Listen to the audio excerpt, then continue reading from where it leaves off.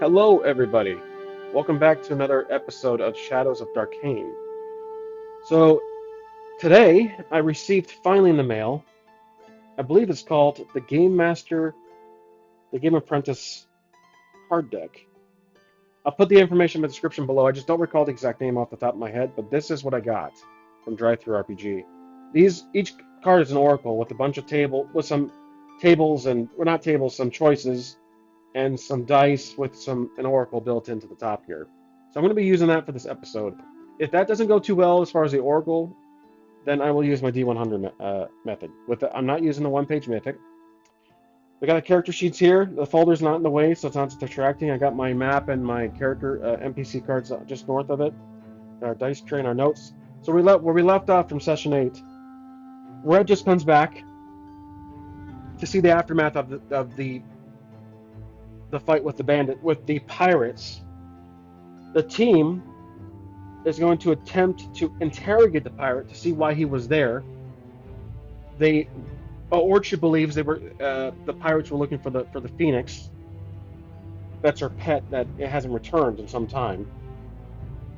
And then we're wondering, why does Orchard have a phoenix in the first place? Such a legendary creature in the northern lands is such a rarity. So Red enters the tavern, which right here, and it's late afternoon. So I am trying to keep track of general time, not exact time, like it's 4:05 p.m., but like generally late afternoon. And we'll fix the camera there. So he sees what's happened. The pirate is tied up to the bar stool, and I'd say the bar stool is built into the ground. It's a high chair. And Orchard is pacing back and forth, trying to fix up what just happened, cleaned up the bar and etc. The team is looking at the pirate, trying to figure out why he was there, waiting for him to come to. He's unconscious, waiting to come to. Red enters, walks up. The team smiles, glad he's back. They say, "What did you find?" And Red divulges all the information to the team. So now the team is in a full awareness of what he experienced from earlier. So they all discuss that briefly. Orchard walks up to Ellis, and after kind of clearing her head, she thanks him for helping him once again. And she jokingly says, "I should hire you guys as my security." And Ellis says, "No need. Um, we wanted to. They tell Orchard, we probably should take this bloke back to the city guard, have him interrogated." And then she disagrees. She says, "No, let's talk to him right now. I want to know if these are the pricks. Why these bastards wanted to came here in the first place. And I know for a fact they're probably after my bird." So, does the bird have a pet? Does the phoenix, have a name? Let's use one of the cards for this. I'm going to assume it does. It's not just a phoenix. There are some names here. Rosalind is a good name, so let's do that. The phoenix pet, the star on this one. The phoenix name is Rosalind. Rosalind. So there's the name right there. Right there. Right there. So Rosalind is the name. I'm going to put that, I'm going to disregard that card. And she's like, "I want to know why why they're looking for Rosalind. I know for their fact they're looking for Rosalind." And I was trying to comment on it. I'm like, "Look, Orchard, we're only assuming. We have to talk. We have to interrogate him first. Let us handle it." She's like, "No time." So she goes behind the bar, grabs a bucket of water, walks back out from the bar, and dumps it onto the pirate. The pirate wakes up. He's obviously used to water, being a pirate. He's looking around, clearing his eyes, and kind of a little dizzy. He sees the four of us, the team, in front of him, and he says, "Oh, great. You guys are mating." Because there's a fourth one now. And they kind of look at each other awkwardly. Orchard is also standing there. And then he starts to move, noticing he's tied. He's like, "Let me go. What do you folks want from me, anyways? I thought I'd be dead by now." And Ellis kneels down. He pulls his long sword and shows it to him. He sees the pirate sees his reflection in a sword. Ellis says, "You know, this sword has seen a lot of death, and I recommend you answer any questions we may have. First, why were you robbing Maiden's Claw?" So, does he? We can roll for intimidation, and I think we will. That's a +1 with for Ellis. 5. That's a 6. So that's a 6 with a modifier. That's no good. The the pirate spits at Ellis, and Ellis wipes it off. He puts his sword down, and the pirate says, "Oh please, I've seen way worse than you blokes. It'll take a lot more than that to make me talk." And so Ellis stands up, steps back, looks at Clovis, nods. Clovis takes out 2 of his daggers and puts them just on his neck like this, and starts to press against the bar stool, the high chair. And now we're gonna roll for intimidation. Clovis says, "I recommend you answer my friend's question, friend." And we're gonna roll for intimidation, +2 on this. So that's a 7 and a 9 total, which it does work. But I don't believe he's gonna indulge all the information. He says, "Fine, fine, fine." He coughs a bit, clearing his throat. "We were hired by some strange fellow to rob this place and find some creature at the top. Or, well, actually, I take that back. He doesn't know the bird is at the top. He would have just walked right upstairs. But so I'm gonna walk that back and say, we were hired here. We were hired by someone just to rob this place and apparently find some kind of magical bird. That's all. That's all I know." And Ellis Clovis still has the knives at his throat, the daggers. Ellis leans in and says, "Who hired you?" Now, does he answer? Let's use the card for this one. I'm gonna say I haven't looked yet. I'm gonna say unlikely. He's going to say, "Oh, bad. Yes, he does say. The pressure of the knives are really pressing on him, and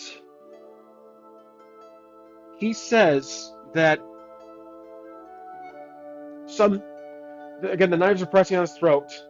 He's going to reveal a pretty big detail here. He says, I don't know, just some really tall individual. The guy was he was wearing a large robe. I couldn't see his face, but he was very tall, and it kind of sounded like he had armor under the robe as he walked up to me. Me and my obviously dead colleagues were at the harbor, just buying some things, and this one man approached us, gave us a bag of gold, about 200 apiece. They looked, well, that's all I'm going to say." And so he was about to say the gold, and Ellis and Clovis look at each other. He said, and Ellis tells the pirate, "Did you say gold? Like, were you about to say very shiny gold?" And the pirate is thinking for a moment. He says, "Well, now that you mentioned that gold was fairly new, looked mint, like it was just made, just crafted." And Clovis is thinking. Clovis then asks. He tightens the knives a little bit, and the pirate starts to bleed from one of the knives tips, the dagger. Sorry. And he says, "Think very carefully about what you're about to say. What do you remember about the man with the robe? Describe him to us." And he says, "Like I said, it sounded like he had some heavy armor under his robe. I heard some clanging, and I could have sworn I saw a sword poking out of his robe, but again, his face was covered. He was tall, practically a little taller than you." And he's looking to Ellis. He says, "But that's all. We were paid to retrieve some creature and meet him back at the harbor at nightfall." And so that's it. Then Orchard walks up to him and says, "What do you? Who want my Rosalind?" She's confused. She stands up, looking kind of tearful. She's like, "That bird hasn't come back in days. This seems to be all pointless at this point in this matter." And she walks back to the bar. She's just kind of trying to collect her thoughts on this. She sits down in her chair and she's not rocking back and forth. She's just kind of leaning forward, thinking to herself, muttering. And the team is thinking what to do next. So the pirate, Clovis takes the knives away, and then the pirate says, "Look, I'm not gonna say anything more. If they knew I just talked, I would be dead. Just take me to the god. That's it." So Ellis says, "The god just put you in a prison. That's all you want. What about the royal guard? Don't you want the best of luxury? Have your own bed, have your own window seat?" And then the pirate starts to shake a bit. He says, "Royal guard? Oh no no no no no no no no! Just take me out of here. Put me in a cell. I don't care. I'll escape either way. Nothing can hold me." So he seems to be a little afraid of the royal guard. Maybe he's had some past run-ins and trouble with them. But the city guard doesn't seem to mind.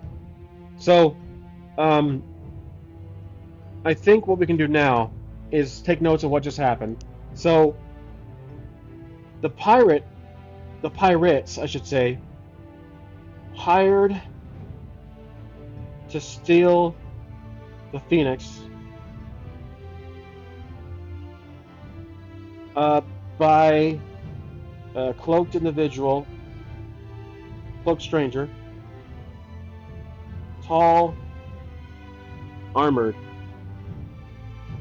So that's all he knows. He said, Ellis asked him, "Well, it's too late now, because Clovis thinks for a moment. Before we take you to the god, just one more question." And the pirate's like, "You gotta be kidding me. I'm done. Take me out of here. Kill me if you have to." Clovis is gonna pull his dagger, and then he's going to push his head against the chair, and says, "Look, I'll make you a deal. You tell us how this stranger sounded. What his voice? What was his voice exactly? And if you tell me the truth, we'll let you go." Ellis is looking at the team like, "Oh shit, this is not good." Orchid hears it. She stands up and she runs to the bar at the edge of the bar and says, "You gotta be kidding me! Don't let this bloke go. Come back and kill all of us." And Clovis looks up and kind of winks at Orchid when the pirate wasn't looking, and he starts to push onto his forehead. Strangely enough, Ellis doesn't really want to intervene, but is also having second thoughts. He says, "Clovis." It just says his name, Clovis. So, what does the bandit or the pirate? Does the pirate reveal the name? I'm going to say likely. Yes, he does. And the voice of this individual sounded like. Let's see. We have a symbol of an ear, wet, choking coughs. So let me go through my NPC cards here in a second. I want to go to a certain someone.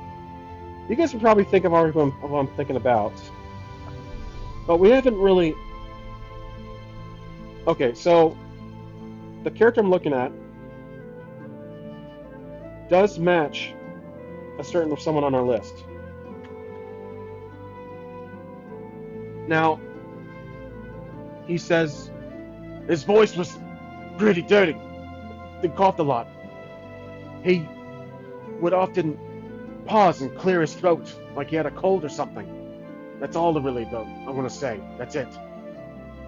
And then Clovis says, "Thank you. See, it wasn't too hard." He stands up and just looks at him, at the pirate. The pirate says, "Well, aren't you gonna let me go?"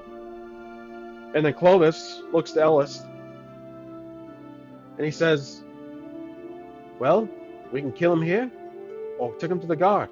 What do you think, Ellis? You are the leader." Ellis is getting a little offended here. It seems Clovis is kind of pushing his buttons. I'm gonna think Clovis does the right thing and just says, "We'll turn him to the guard." And Clovis says, "You're no fun, my friend." Okay, time to get up. So he let's write that down. That the voice of this individual was kind of cryptic, dirty, cryptic, coughed,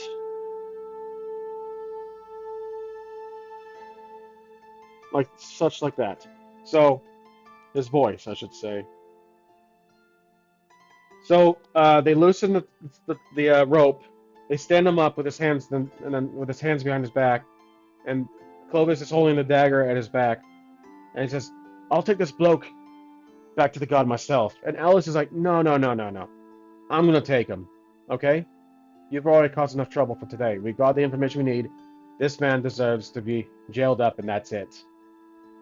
Clovis is getting a little, not necessarily power hungry, but a little territorial. He says, "I'm starting to think you don't trust me, Alice. We are friends, aren't we?" Ellis is thinking to himself, "Yes, we are. Tell you what, if you let me take him, I'll buy you a drink on me." And then Clovis says, "All right, you got yourself a deal." So he throws the pirate at Ellis, and Ellis catches him. Pirate's kind of like disoriented, and then with his hands behind his back. So Ellis is going to leave and take the pirate straight to the nearest guard that's patrolling. So uh, Ellis is going to take pirate to the guard. Okay. And then at this point, I'm just thinking about what the team should do. So the team is going to be helping Orchard just kind of clean up the bar, pick things up, get rid of the bodies, etc. So the team cleans the bar. Orchard says, not only will I give you my friends free drinks around houses on me, but I'm going to pay you for this because you guys are doing quite a lot for me." And they say, "Oh, it's just what we do. We're here to help." So they're just being nice, after everything has happened. But Jules says, "Don't forget the free drinks." So team cleans up the mess, the tavern. Bodies, like, maybe they'll dump them somewhere. Not too worried about that. So let's follow the story of Ellis first. So another episode of our characters splitting up. So session 9 continued. Location: we're outside in Riverport. Ellis is taking the pirate, the captive pirate, to the nearest guard.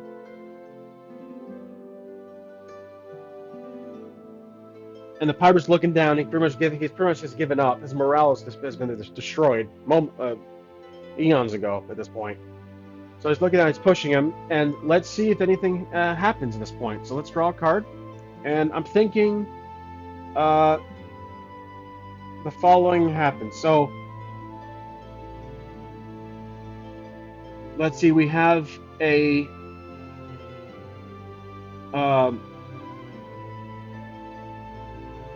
oh. Okay, so there's journey, empowered, and create. I'm thinking that this makes Ellis feel like he's part of the guard. He's empowered to have this criminal, this murderer, well, a pirate, arrested, and so he feels empowered. It's like a little journey he's taken to take him to the guard, and maybe he feels that this is an opportunity to impress the new captain.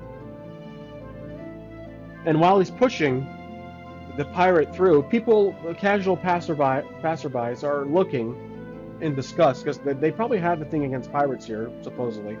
So they look at the pirate, but they see Ellis pushing, and Ellis feels really high and mighty here. Like they just had him, he's part of the guard. So Ellis walks into the square. We're back in the center market. It's a very recurring location. It's a hotspot for this story, for this campaign.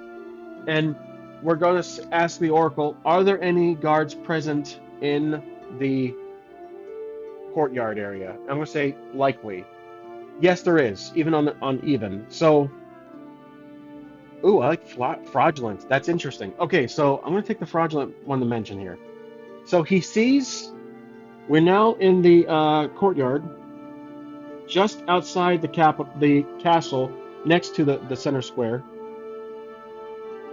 So we're outside the castle walls in the garden area, kind of the courtyard, castle doors or castle walls, I should say. And the captain, the new captain, is standing with the royal guard, talking right at the entrance. And as Ellis approaches, he notices, he hears, as he approaches casually, that the captain, who, remember his name, Captain Hetherion,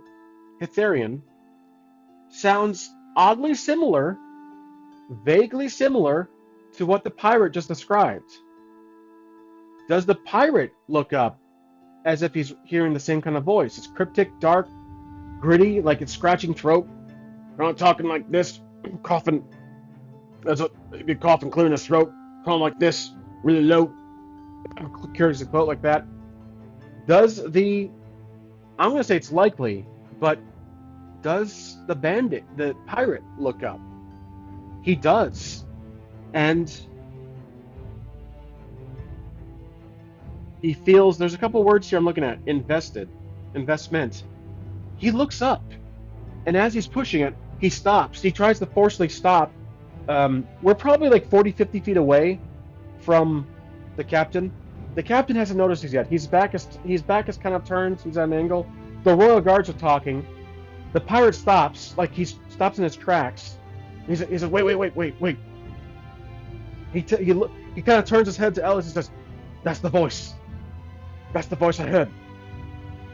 I swear it. Take me to him. Take me to the harbor. Just kill me. I don't care. Just take me anywhere else." And Ellis is like, No. This is very interesting. So he pushes him forward, and Ellis, the pirate's resisting. So we're gonna roll for this because the pirate's getting very defensive now. He's actually like a spark of adrenaline. So we have to roll for strength, which Ellis does have an advantage in. So that's gonna be it's just in time. So 4. Oh shoot, it's not 5, 6. So the pirate headbutts because it's a fail. He headbutts Ellis in the face. Ellis takes 1 damage again. He's very weak at this point. Ellis stumbles back. Does the captain and the royal guard see this moment occur? I'm gonna say very likely. They do, yes. So the captain turns around with his cape in the wind, and he sees the bandit attempting to flee. Ellis is maybe let's roll to see if Ellis can grab the pirate's hand as he stumbles back. I'm gonna do disadvantage, unfortunately. No dexterity bonus. The 2 lowest rolls, so 3 and a 4 even. Oops, yep, 3 and a 4. That's 5, 6, 7. He does. He grabs the pirate's hand, though it's slipping. Then suddenly, an arrow flying through hits the pirate straight in the back of the head. The arrow pops out of his mouth. He coughs out blood, drops to his knees, and falls forward, collapses dead. So one of the royal guards with a bow and arrow shot and killed, or actually, no. It's the captain himself. The captain killed the bandit. I'm sorry, I keep saying bandit. I'm just used to using bandits in these campaigns. Killed the pirate with a bow and arrow. And Ellis is standing there in disbelief with blood on his hands, or blood like kind of on his clothes. He looks up at the captain. The captain puts his bow down and puts it back to his side, on his belt, or somewhere on his person. The royal guard walk with them. The captain's walking all fashionably, like he's a commander or something. And he walks up to Ellis and says, "Oh, you." Or I'm sorry, his voice. He's actually, you know what? I'm gonna refrain from doing his voice because it is hurting my voice pretty bad, and I barely did it, so I do apologize. But I'm basically the new captain says that he recognizes Ellis, and it says, "You must be one of the 4, aren't you?" And Ellis nods. He says, "Yes."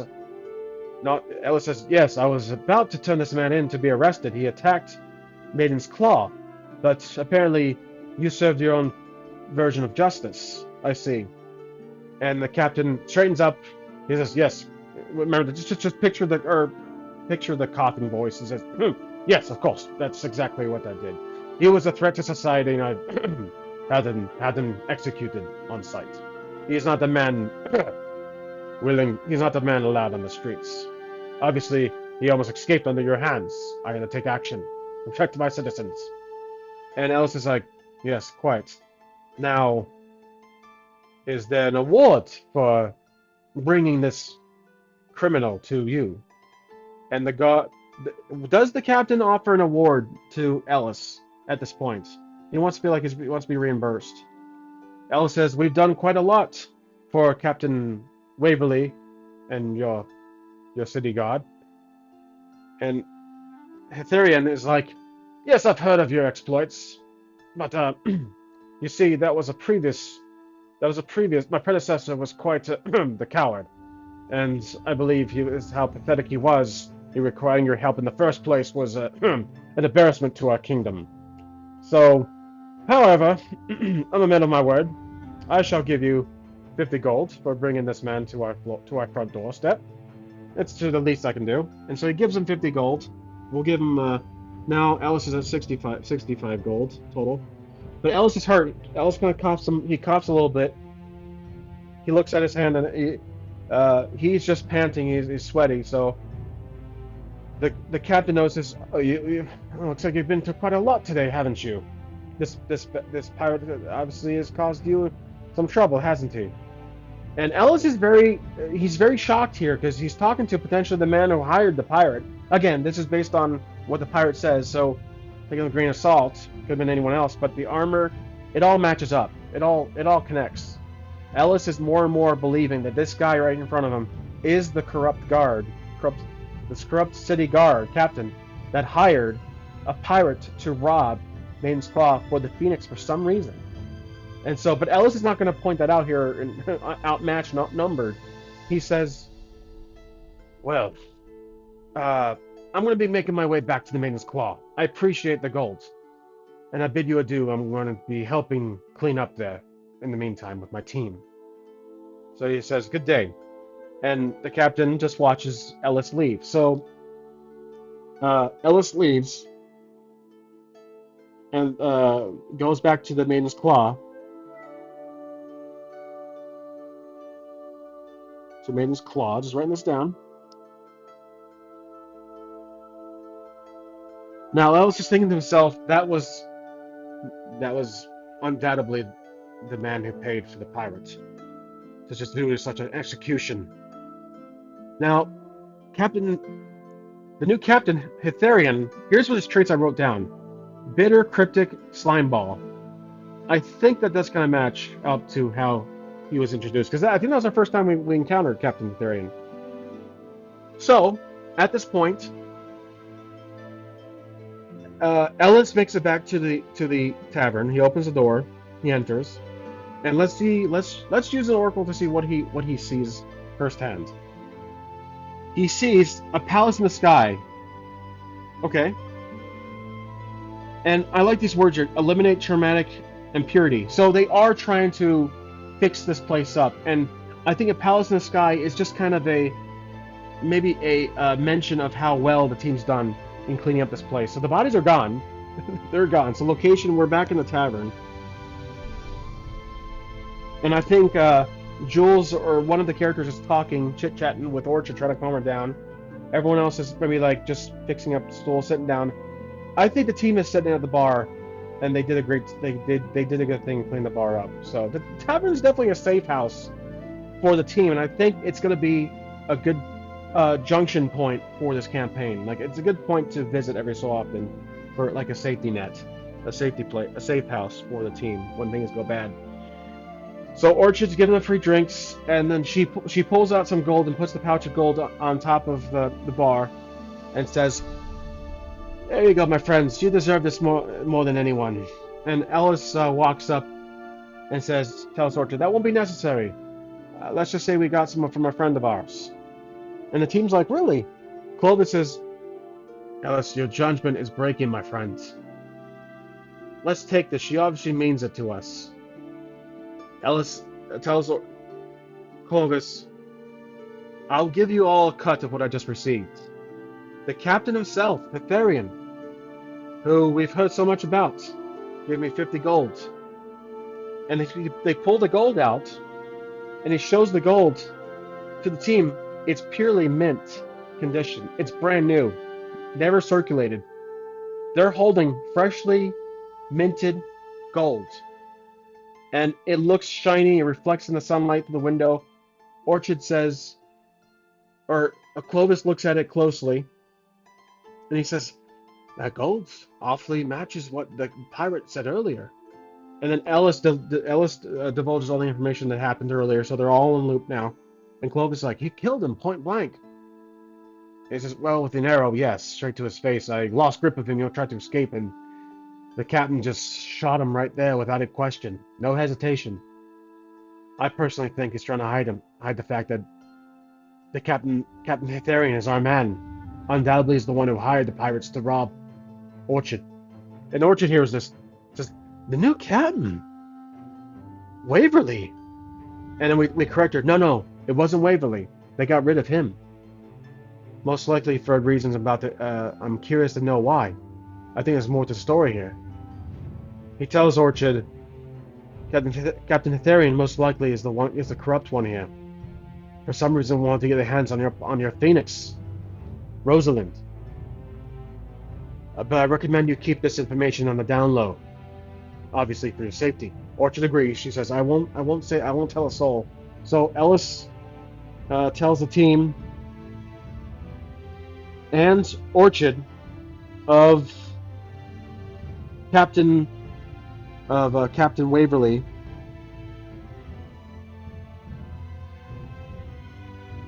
So that's very concerning. Now, we originally thought that Commander Fisk was the suspicious one, but now the captain is drawing more eyes from our team, more so than Commander Fisk. However, there could be a connection here. I don't want to go in too far. I have a general idea what to do beyond here, but I don't want to spoil too much for you guys. I want to have this be a surprise. And to be honest, it's an idea in my head, but it might go different depending on the cards. It depends on the dice. So Ellis acknowledges. He says, "But now I think I'm going to rest." He asks Orchard, "Can I use one of your rooms upstairs? And so for my team too." Orchard says, "Yes, of course." She takes the gold back. Clovis looks at the gold, but doesn't tell the team. He's just eyeing the gold. And so she says, yes, take whatever room upstairs. I have plenty of vacancy. No one's been stopping by here for a while. Being rowdy patrons are being attacked by pirates, apparently. Dead bodies piling up on the left side. So she goes back cleaning her mugs, and she's just putting some stuff away. So the team gets up. They're going to pack it up for the night, and they're going to go up to the rooms, their own separate rooms. Okay, so let's heal up our characters. Ellis gets a full heal. He sleeps. So, okay, let's make this here. So it's night. The team sleeps in the rooms upstairs. Okay. So it's the next morning, or does anything happen overnight? Let's see. I'm going to say unlikely. That's a no. Nothing happened overnight. That's all I'm going to keep it as. Okay, so the days passed. It's morning. They had a good night's sleep. They unpacked. They rested. So Ellis is going to be back up to 11. Red is 11. He's back up to 11 here. Clovis is at 7. Jules is at 7. And that's good. So they're all healed up. Okay, so they reconvene back downstairs. There is some patrons here in the morning. The tavern's open a tad early. Orchard said she's trying to recoup some business, so she opened up early for the early drinkers. And I'm going to say that our old friend, if I have him here, you know what? I think I didn't copy over his name. Shoot. No, I'm not going to bring him back. It was a drunk from earlier. I think they're going somewhere else. Yeah, so it's just some new patrons. I do apologize. I think I lost that card. I thought I had it. But I thought I translated it from the full list to the individual cards, but I don't. Anywho, there's patrons. They're drinking. There's some people eating breakfast from the line, from the food that Orchard set up. And they start to grab some food. They ask Orchard how much. She says, This one's free. Enjoy. So they start eating, and the team makes a plan for today. So uh, they're eating breakfast, some downtime. Now, does this deserve a leveling up? I'm thinking. Don't believe yet. That's a downside to not using XP. I do by milestone system. I leveled them up some time ago. I think a few episodes ago after the fight in the forest, I believe. Could be mistaken. Gee, I only have some notes I can look at, but that's not important right now. So I don't think it's worth a promotion just yet. A leveling up. So they're eating breakfast, planning for today. They have a new lead. They think they should go talk to the old captain about the new one, and ask if he knows anything about this new captain. Because I think he was new, so a few weeks ago. Let's go back. Let's retrace our steps. Let's use our notes. So this is before Red went into the alley to investigate that door. Captain's house. Um, Commander Fisk was a royal guard. Secret door. I don't see anything about the new captain.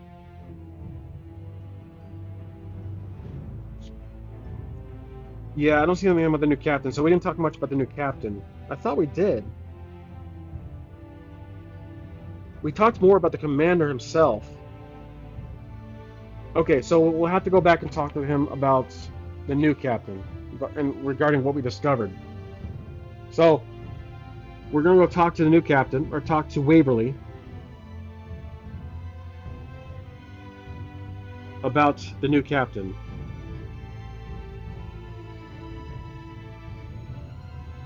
And then we can probably make a plan with Waverly if he's willing to help in penetrating the castle walls, going through that side door before or after that half an hour mark at noon, because it is morning right now. And so I'm thinking, do these cards have weather? I never actually looked. It doesn't look like they do. No, there's no weather on here. That's all right. I'll put that back there. So they get up. They thank Orchard for the breakfast and the ale. They leave, and they're outside. Now they're outside. Let's see. Does anything happen? I'm gonna say even on this one.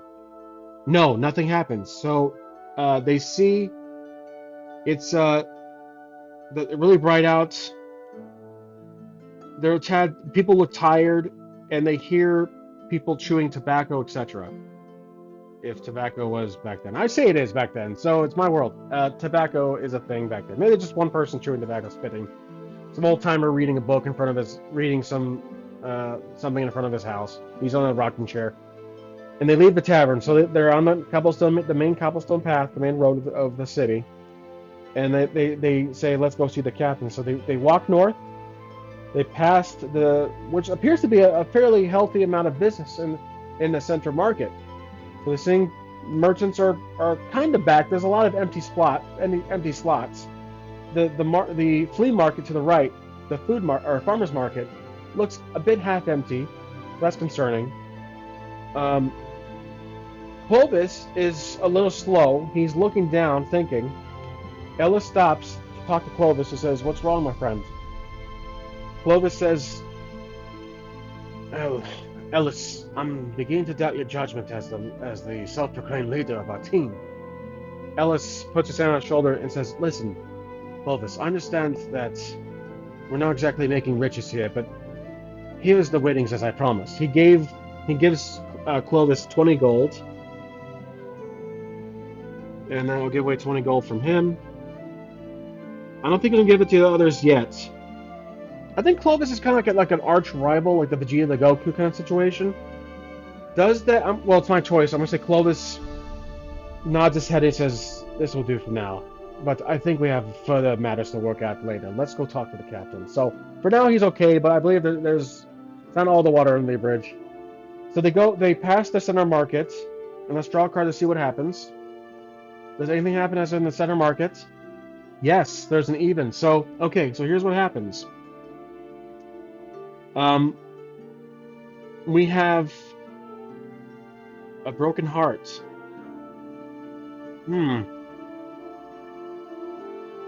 I'm wondering, perhaps there is, they see something. I'm wondering if they see something, because it says a blackened skull. I'm thinking that they see a, uh, oh, you know what? It could be the city guard. I'm kind of at a standstill right now because I'm trying to think what they would see in the market that's a blackened skull. Let's use the other side, see what it is. Convince complex merchant. A merchant. Okay, so it's a merchant. Oh, I know who it is. It's not necessarily a bad thing. Honesty, virtue. It's the merchant from a while ago that we helped. He's back. Stoker. So we see Stoker, and okay, so we're in the center square, or center market. It's early morning hours, and the team sees Stoker. He's talking to he's talking to the captain, and he appears to be very friendly with him, chatting with the captain. Can't miss the captain. He has a big red cape on. Obviously, he's very fancily dressed, like he's the commander or something. Captain, not Waverly. I'm talking the actual captain. What was his name? His name is a little harder to pronounce. Hetherian. So, okay, so Hetherian, the merchant, Stoker, kind of looks over as Hetherian's talking, interrupts him. Just, oh, my friends, you've returned. It's so good to see you. Hetherian, these are them, as I mentioned. Hetherian turns around and says, and notices Ellis first. He says, ah, Ellis, good to see you again. These must be the other three. You have all been referred to as the Big Four to the citizens of Riverport. Your deeds have not gone up unforeseen. Well, I must depart. I have business to attend to. And he walks away, all fancy. So he walks back to the garden, the castle doors. We watch him. The team watches him escort himself. Now we talk. Okay, let me put in here. The captain leaves, and now Ellis walks up to Stoker. He says, "Stoker, my friend," puts his hand on his shoulders. Good to see my friend. You look healthy. You look much better." And Stoker says, "Yes, I've took some potions, and I noticed that I got the help I need. I'm much better. Business has been relatively surprisingly good here. I felt that the city was a lost cause, but obviously things have been rebuilding since the last attack." And Ellis is he's like, "Yes, surprisingly there hasn't been an attack since we've dealt with most likely is a cult of sorts. I can't give away too much information as we are having investigating it ourselves." Stoker's like, "Yes, I understand. Now, what brings you here, though?" He says, "Well, we were on our way to talk to a friend behind your, just further down the path, but it caught our attention that you were talking to Captain Aetherius. What about?" And then the merchant says, Stoker says, "Well, he was inquiring about the cloaked individual you were just speaking about, asking what transpired here a couple days ago. He was mainly, and then he asked about you four, and I said that you four were great and powerful adventurers who saved many lives, 3 or more times over, back at the harbor and such." I was giving him the full details, at least from what I've known, from what I've heard. And then Ellis says, "Yes, quite. We appreciate the good word for us, my friends. Now, is there anything we can do for you at this point?" And the merchant's looking around. He's looking at this. He's looking at goods. "No, not at all. And actually, with that in mind, I feel like I should give you something for helping me back then. For helping me earlier. Was it like 2 days ago?" So he grabs an item from his cart, and Alice is like, "No, it's not necessary." And the merchant's like, "No, please, I insist." He grabs an item from his cart. Clovis just taps him on the shoulder. He's like, "Ellis, just take this one thing, for God's sakes." And he gives him, let's see, diamond jewelry, not prototype tech. That'll be kind of out of place. I'm going to say he gives him diamond jewelry. So he's like, look, take this jewelry. I found this on the side of the road further back from the woods. Some bloke dropped it, and it's like a blue it's a blue a very blue shiny jewel. And Ellis looks at it and he says, "You know what's ironic about this? I think I know who this belongs to." And the stoker's like, "Really? That is ironic. Well, it's yours now. If you know who it belongs to, then I have a sense you'll return it to its rightful owner." So, uh, Stoker um, gives Blue Jewel to Ellis. Clovis talks underneath his, like, talks below his, in a low voice, like, "You always get the good stuff, don't you, Ellis?" And Ellis kind of smirks and looks back. Ellis now has a Blue Jewel, who we believe belongs to a certain wife and the two kids, or widow. So, and he does have room for a Blue Jewel. To be a star item. Most likely fell out of the family as they were attacked, amongst other things.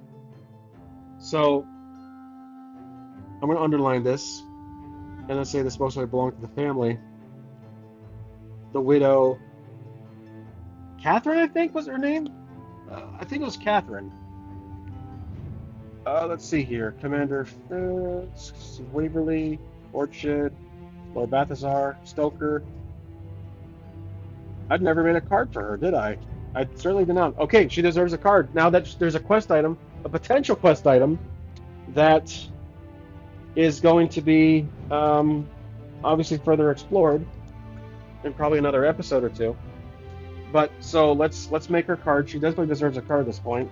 As that thread circled around back to us. So I think her name was Catherine.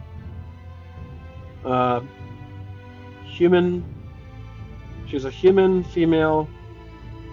She's probably in. If she has kids of like say 8 years old, I'm gonna say she's like 38, perhaps 30 years old. She's a widow. Royalty. Lives in Riverport, just north of the captain actually. Lives in Riverport. Her traits are she's trustworthy, loyal. Maybe she has a habit of biting her nails. I'm just thinking of one randomly. Helps to remember certain characters. Okay, so that's her. So Catherine just has her card now, which is well deserved. I think she will revisit her character this soon. So Catherine.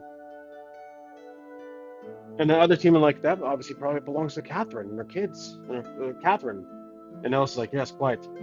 So Ellis nods and thanks the merchant for his for the gift. This is where we must be on our way. We have a friend to speak to. Please stay safe, Stoker. And he nods and he does this. He's like, oh yes, thank you very much. I'll be fine. Don't worry about me, my friends. You enjoy yourselves. Explore. Continue to do what you do. Be the heroes that we need. And the team kind of smiles. We're like, oh, okay, this is getting to our heads. So we walk to Captain Waverly's door.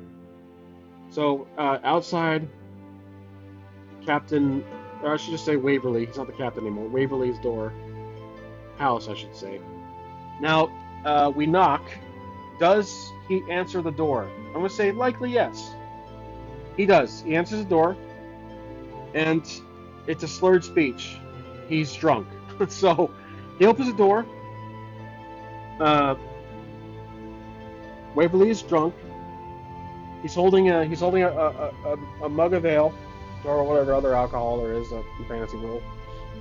And he's like, "Oh, my friends, good to see you. Please come in, please. I just been reading some books and stuff. Just come on in." And he spills his ale. And, oh shoot! Please come in. And he kind of trips backwards. Ellis catches him. Whoa, whoa, whoa! And they sit him down. Jules closes the door. He says, "Captain, are you okay?" And the captain's like, I haven't been able to find any work. It's been troublesome. Apparently, I don't exactly have the best reputation with the people." And he hicks up and kind of coughs. And a bubble pops out, like a bubble pops out of it. He watches it float away. And he sits next to the captain and he says, "Captain, and then Waverly says, "I'm not a stop calling me that. I'm not a captain anymore. Just call me Waverly, just please. It's too much." Ellis says, "Waverly, we've discovered something quite, very, very, quite dangerous that could definitely impact the reputation of the gods. We believe that," and then the captain starts to nod off a bit, like he starts to close his eyes. Ellis kind of just shakes his shoulder, kind of wakes up, goes, "Oh! When did you four walk in? Welcome. Do you want anything?" Clovis stands up and says, "This is obviously a waste of time. We'll come back later."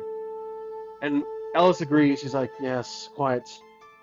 So he says, "Waverly, we'll return later today. Just please stop drinking." And the captain says, "Oh, I can't make any promises, can I?" And he leans back and he nods off and starts snoring, sleeping. So Ella stands up and says, "This was a waste of time." They stand up and they leave. So it was a waste of time, just because it said alcohol drunk related there. The team leaves. They're outside again. They were inside for a second. Blah blah blah. And now they're outside the house. The door. They close the door. And Waverly was really the only real. Waverly was the only source they had on from formerly on the inside of the guard. But then Red thinks, well, there was that god I spoke to earlier from yesterday. He seems to be willing to assist, but I think he's kind of on the fence of things. If we can talk and convince him about what we're trying to do, we might be able to get some help on this. And so the team agrees that what Red's source might be useful here. So let's say outside Waverly's house. Sorry, I'm just kind of fixing up my notes here. Let me pause the video for a second. All right, sorry, just kind of have an OCD habit of mine. Just I gotta, sometimes my writing has to be perfect. But in any event, they're outside now, and so Red says that they can go talk to the guard, the city guard he dealt with from yesterday, and that seems to be the only real path they can take at this point. The pirate's dead, but he did divulge some information that is useful to the team. So I think we'll end the episode here. So thoughts from myself. This episode is pretty good. No encounters. We haven't had an encounter in a couple episodes, which is fine. But it did reveal quite a bit about this new potential antagonist, Captain Catharius. And it seems that there might be some corruption in the Royal Guard of things compared to the City Guard. That's what my analogy of based on this episode itself. So session 10 will be quite interesting, as I believe we're getting pretty close to a new system for the game.